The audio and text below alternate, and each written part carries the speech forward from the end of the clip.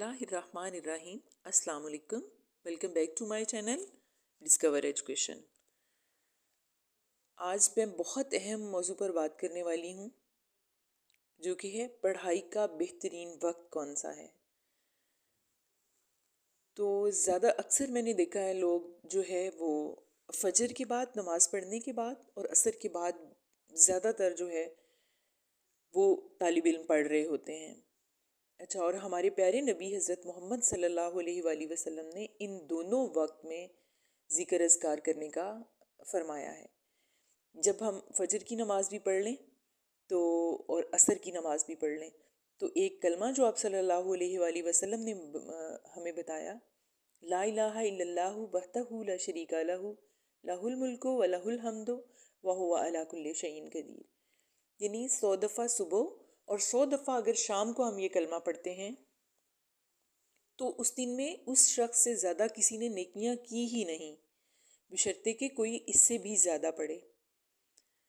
तो इन दो वक्त पर तो पढ़ने का जो है वो इस तरह से जवाज़ नहीं है, ज़्यादा हमें अल्लाह ताला का ज़िक्र करना चाहिए। अब शरीयत में तो पढ़ाई का जो है वो कोई ख़ास वक्त नहीं मुकर्रर नहीं है, ना शरीयत खामोश है इस बात पर। मेडिकल साइंस और माहिर हकीम जो हैं वो कहते हैं कि जो बेहतरीन वक्त है पढ़ाई का, बेहतरीन वक्त जो है वो सुबह का वक्त है। अब वो सुबह का वक्त कौन सा है, ये एक अहम फार्मूला है जो मैं आपको बताने वाली हूँ। सुबह का वक्त जो है वो पढ़ाई के लिए इसलिए बेहतरीन है कि तब दिमाग बहुत फ्रेश होता है, और अगर जो मैंने फार्मूला बताया आपने उस पर अमल किया तो उस थोड़े वक्त में भी आपकी बहुत ज़्यादा बरकत हो जाएगी।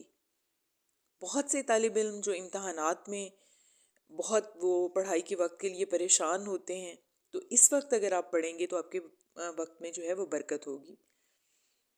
आप मेरी बात को आप बहुत ध्यान से सुने। आपने इशा के बाद यानी 9 बजे सो जाएं। कोशिश करें, ये मुश्किल काम है इतनी जल्दी सोना, लेकिन आदत बनाएं, ख़ास तौर पर इम्तहानात में। जब आप 9 बजे सो जाएंगे, 10, 11, 12, 1, 2 बजे तक आपके 5 घंटे पूरे हो जाएंगे, आपकी नींद भी पूरी हो जाएगी। तो जब 2 बजे आप उठेंगे तो आप फ्रेश होंगे। तो उसके बाद आप तहज्जुद के नवाफिल पढ़ें और पढ़ने बैठ जाएं, और उस वक्त आपको पढ़ने का मज़ा ना आए तो पैसे वापस। यकीन माने आपका हाफजा बहुत अच्छा होगा, आप बेहतरीन पढ़ाई करेंगे, आप जो भी पढ़ेंगे वो आपको बहुत अच्छी तरह से याद होगा, और इतना फ्रेश दिमाग होगा कि आप कम वक्त में ज़्यादा पढ़ सकते हैं। और उसके जो फ़वाइद हैं वो मैं आपको बताती हूँ कि आपकी सेहत बहुत अच्छी होगी, हाफजा तेज़ होगा, और उसके बाद जो आप सल्लल्लाहु अलैहि वसल्लम की सुन्नत है आप उस पर अमल करें।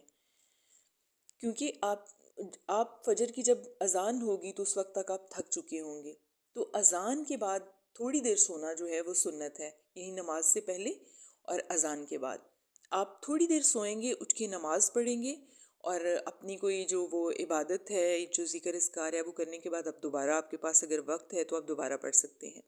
तो ये जो मैंने वक्त बताया ये बहुत बेहतरीन है।